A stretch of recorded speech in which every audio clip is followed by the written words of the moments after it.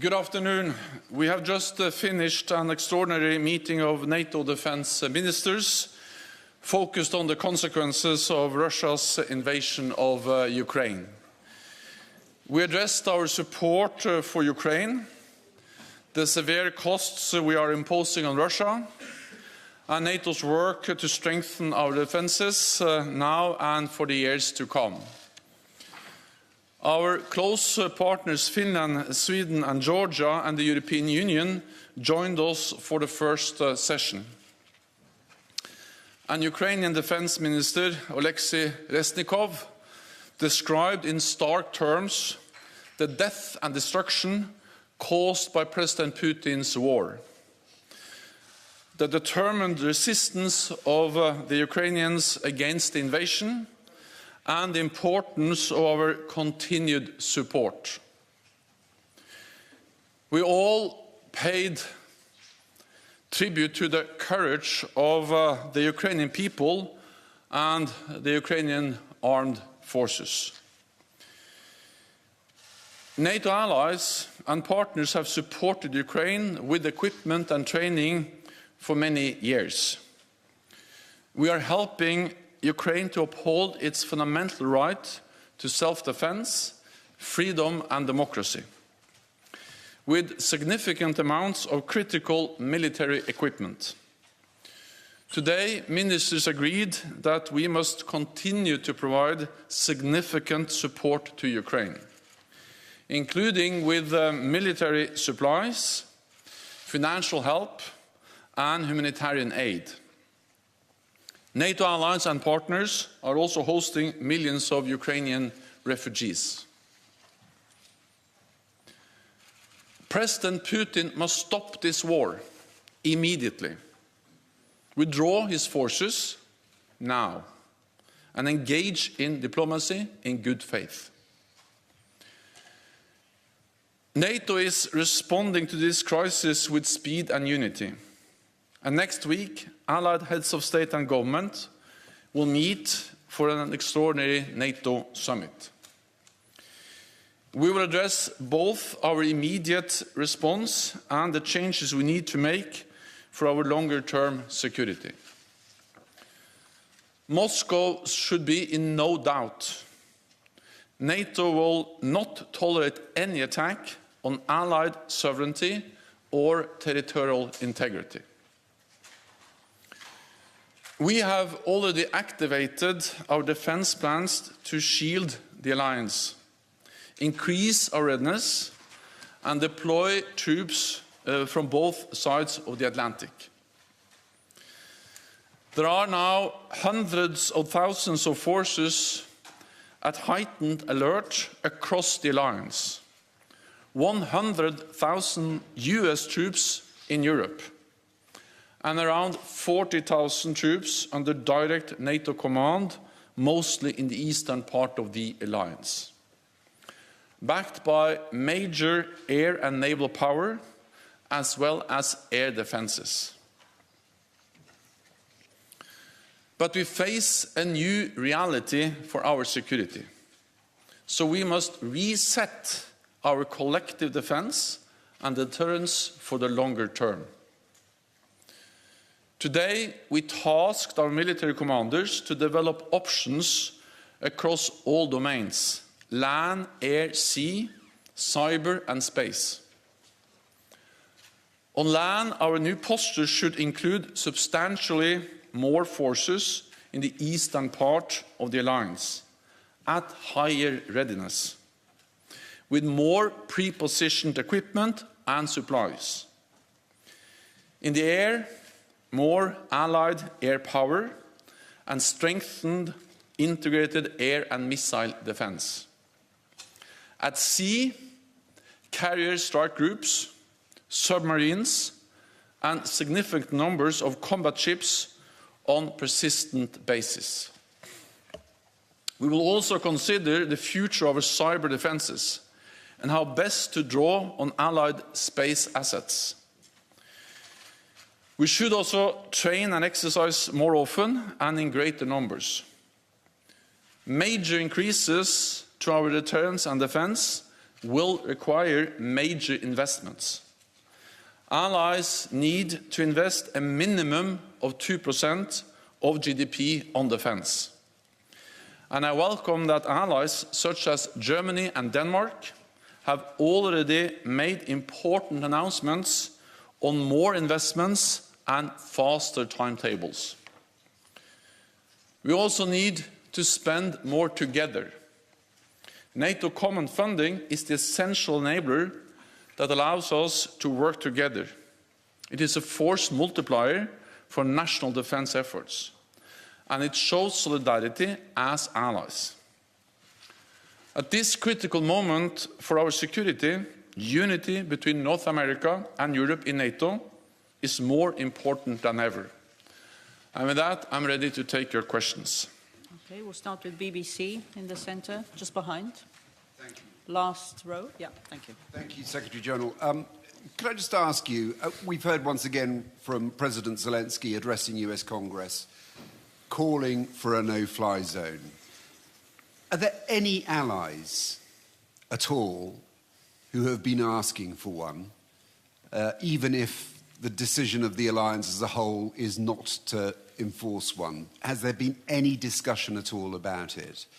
And the second question I have is just about Ukraine and its NATO membership. Do you believe that Ukraine has cooled towards its view of joining NATO as a negotiating tool with the hope of eventually reaching some kind of agreement with Russia? Thank you very much. Allies are united, both in providing support to Ukraine to uphold the right for self-defense, but allies are also united when it comes to that NATO should not deploy forces on the ground or in the airspace over Ukraine. Because we have a responsibility to ensure that this conflict, this war, doesn't escalate beyond Ukraine. We see death, we see destruction, we see human suffering in Ukraine, but this can become even worse if NATO took actions that actually turned this into a full-fledged war between NATO and Russia. So allies are united when it comes to the issue of how to provide support to Ukraine. Ministers addressed this today. They reinforced the message of the importance of providing support with equipment, advanced equipment, air defense systems, anti-tank weapons, and many other types of support, but no NATO deployment of air or ground capabilities in Ukraine, and that's the united position from NATO allies. Then the message to Ukraine is the same now as it has been for years, that Ukraine is a sovereign, independent nation. It has its own right to choose its own path, and we respect the decisions made by the democratic elected government by Ukraine. So it's up to them to decide whether they aspire for NATO membership or not, and then it's up for 30 allies to decide on that issue, not for Russia to try to veto such a process. CNN. Thank you, Mr. Secretary General. Natasha Bertram, CNN. I'm wondering whether NATO has invited President Zelensky to participate in any way in the Leaders Summit next week, as Reznikov did in the Defense Ministerial today. And I'm also wondering if you could respond to the Polish proposal to send NATO forces into Ukraine on a so-called peacekeeping mission. Thanks. So what we need is peace in Ukraine, and therefore Russia and President Putin has to stop the war, withdraw its forces. We support all efforts to find a negotiated solution. We support all efforts to find a diplomatic solution. And of course we support and welcome the talks and negotiations which are now taking place between Ukraine and Russia. At the same time we support Ukraine because we know what they can achieve on the negotiating table is of course very closely linked to the situation on the battlefield. So I strongly also believe that one of the reasons why the Ukrainians also are saying that they have seen some steps in the right direction is because they have been able to fight back. They have been able to fight back against the invading Russian forces. So the courage, the determination, and the support from NATO allies to the Ukrainian armed forces is extremely important also when it comes to what they can achieve as part of the negotiated process with Russia. Again, of course, we support peace efforts. We call on Russia and President Putin to withdraw its forces, but we have no plans of deploying NATO troops on the ground in Ukraine. Okay, Rai. Secretary General, good evening. Can you comment on Italy's role in this current crisis? And happy birthday for today. Thank you. I would very much like to comment on Italy's role. Italy is a highly valued NATO ally, a founding member, and Italy is contributing to our collective defense in many different ways.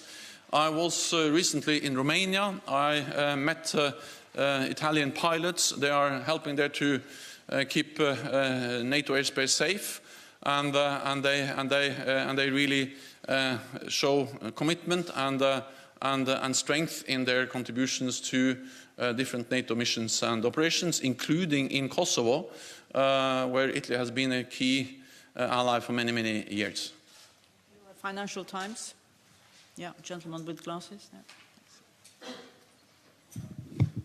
Thank you. Just to follow up to the question about the peace talks, you said that you're encouraged by signs and that you support any effort to find a diplomatic solution. Could you tell us, are you seeing any signs on the ground that the Russians are genuine in their approach to these peace talks, or that they may well just be using them as a distraction for resupply and for restructuring their approach? Thank you. On the ground, we don't see any sign. And that's the reason why we also call on Russia to engage in these talks in good faith. And it's not for me to report from these talks. NATO are not part of those talks. These are talks between Ukraine and Russia. But I've just seen the reports coming out from those talks. I think it's very important not to speculate and not to prejudge or to preempt any outcome of these talks. But my message was in a way that it is obvious that what Ukraine can achieve around the negotiating table is very closely linked to the situation on the battleground. And therefore the support we give to them to stand up against and to resist the Russian invasion also helps them to achieve an acceptable outcome in the negotiations. Associated Press. Lorne Cook from the Associated Press. Could you tell me a little bit more about the tasking that you've given NATO commanders, what that might involve, and are we looking ahead 1 year, or are we talking about a decade, something longer term? And you also used the word persistent. I wonder what that means. Why wouldn't you say on a permanent basis? This is the way we make these kind of decisions in NATO, is that the politicians, they set out the guidelines, the direction, then we task our military commanders to give advice on how to follow up, and then we make final decisions as politicians based on these advice and input from our military commanders. This was exactly the same we did back in 2016. When we, at the Warsaw Summit, made historic decisions for the first time in our history to deploy NATO combat troops to the eastern part of the alliance. You have to remember that before Ukraine, also before the illegal annexation of Crimea in 2014 by Russia, NATO had no combat troops in the eastern part of the alliance. Then we had the illegal annexation of Crimea, and since 2014 we have implemented the biggest reinforcement of our collective defense since the end of the Cold War, tripling the size of the NATO response force, establishing the battle groups in the Baltic countries and Poland, more presence in the air, at sea, and of course also started to invest more, increasing defense spending. Then the process was the same. The politicians tasked the commanders, they provided advice, and based on that we developed the final conclusions that Allied heads of state and government made at the summit in 2016. And then since then we have implemented that. I foresee a similar process now. We have tasked the military commanders. We will have their advice within weeks, and then my ambition is that heads of state and government, when they meet at the end of June, can make the decisions on significantly increased presence, reinforcing our deterrence and defense on land, at sea, and in the air. And of course, this will then depend on the input we get from the commanders, but also, of course, at the end of the day, it has to be a political decision by the leaders. So the decision I foresee within months, as meaning by the summit in June, then implementation will, of course, vary a bit depending on what kind of decisions we are going to make. Frankfurt Allgemeine, just behind AP. Just behind. Thomas Kutschka, Frankfurt Allgemeine Zeitung. Secretary General, is there anything in the NATO-Russia Founding Act that could restrict military planners and commanders when they work out these options for leaders? Thank you. Also, we will do what is necessary to make sure that there is no room for misunderstanding in Moscow, for miscalculation in Moscow about our commitment, readiness to protect and defend all allies, every inch of NATO territory. And the reason why we do that is not to provoke a conflict, but is to prevent the conflict. That has been the success of NATO for more than 70 years, that any potential aggressor or adversary has always known that an attack on one ally will trigger a response from the whole alliance. And to ensure that in a new security reality, we need a reset of our deterrence and defense. And that's exactly what we're now tasking the commanders to provide advice on, how to reset our deterrence and defense, and we will do what is necessary. The NATO-Russia founding treaty, of course, that actually has a clear reference to in the current security environment back in 1997. We are not in the current security environment today. We are in a total different security environment. At that stage, we actually foresaw Russia as a strategic partner, working with them. Since then, Russia has invaded Georgia, illegally annexed Crimea, and now also invaded Ukraine.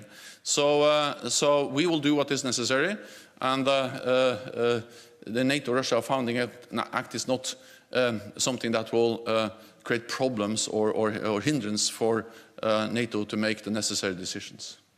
Okay, we go to Ukrainian news agency. Dmitry Shkurko, National News Agency of Ukraine. There in negotiations with Russia is another important factor. According to the data released today from the General Staff of Ukraine, around 40% of invading forces already lost by Russians in equipment and manpower. Could NATO confirm that? And because of that, the obvious question, is the threat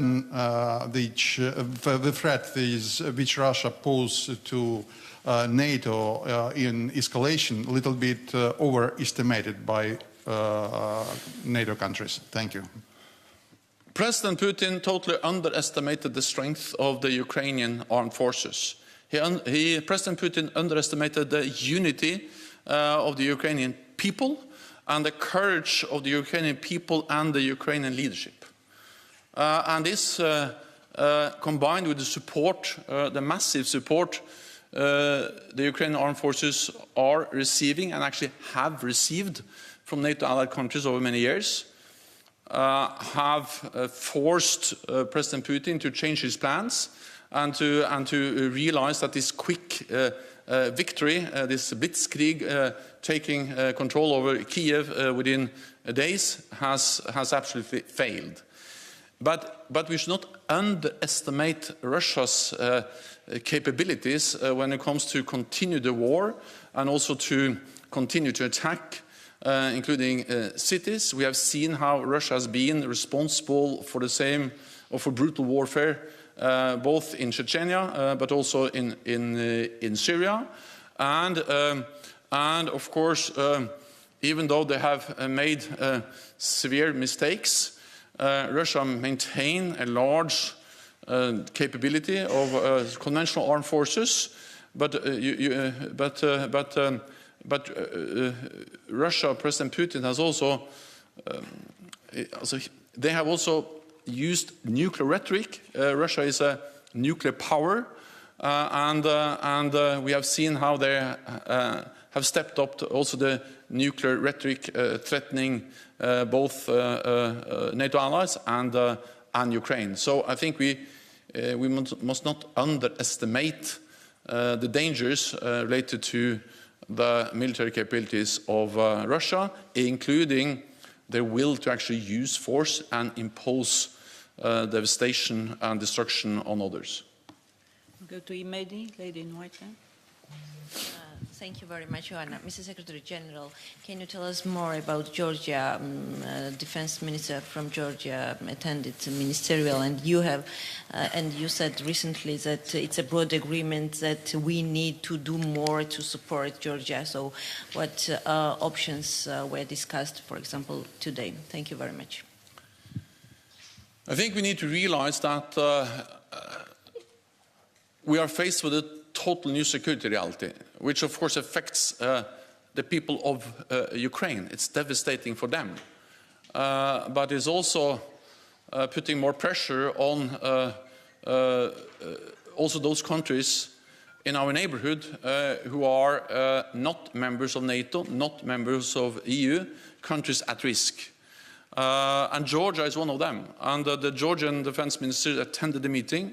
All allies listened very carefully to his intervention, where he stated the challenges Georgia faces, being a country which has already seen the consequences of aggressive actions by Russia back in 2008, and other attempts by Russia to interfere in Georgian domestic affairs. So the message, one of the lessons we have to learn from what is going on in Ukraine today, is that we need to support these countries which are at risk now. It's better to support and help them now than after a military intervention. So if anything, I think we now see the value of the support that has been provided to Ukraine before the invasion, but also the importance of that we could have done even more for Ukraine. And then I think that the message for Georgia is that we should step up, provide more support, and send a message that we support the territorial integrity and sovereignty of Georgia, not only in words but also in deeds, and therefore I call on NATO allies and others to provide support to Georgia. And that was the message also from allied leaders at the meeting today. Al Jazeera. Secretary General, we're 21 days now into this conflict. Based on Russia's performance militarily so far and your current intelligence, can Russia win this war? I think we should all be careful speculating too much. What we have seen is the strength and the courage and the capabilities of the Ukrainian armed forces, which has impressed the whole world, and which has been able to slow down, to fight back against the invading Russian forces. And I pay tribute to the Ukrainian forces and the Ukrainian people in the way they have been able to stand up against the invasion. But at the same time, Russia remains a formidable military power. They have many different types of weapons. And therefore, I think it's too early to speculate about the outcome. What we need is Russia to stop the war, President Putin to withdraw its troops, and then to find a political solution. That's what I would say about that. Okay, we'll take a last question. Polish TV, lady in black and white then. Thanks. I would like to go back to this special summit of NATO in upcoming week. Could you say what is the special reason to organize this summit, especially that on June we will have a regular NATO summit? So could you tell us more about this? Thank you. President Putin has underestimated Ukraine the people of Ukraine and the armed forces of Ukraine and the political leadership of Ukraine. But President Putin has also underestimated NATO, because we reacted swiftly and unified in a way that has imposed severe costs on Russia. Together with partners, the European Union, NATO allies have imposed unprecedented economic costs. We have provided and continue to provide essential support to the Ukrainian armed forces. Allies do that every day. And we are also increasing the presence of NATO in the eastern part of the alliance. So President Putin's aim was to divide NATO. What he gets is a more united NATO.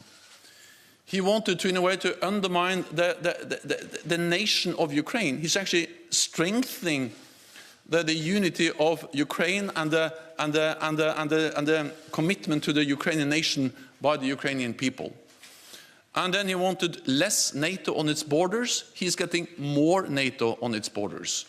So to do all this, we need to be coordinated. We need to consult. And therefore, the day after invasion, we had a virtual NATO summit with all the NATO leaders, extraordinary NATO summit.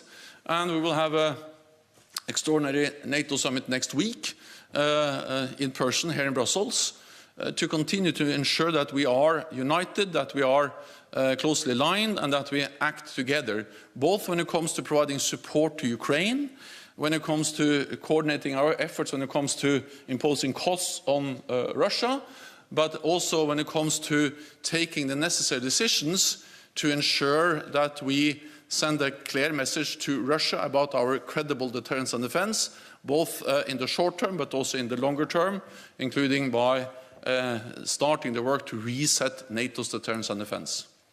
Thank you very much. This concludes this press conference. Thank you.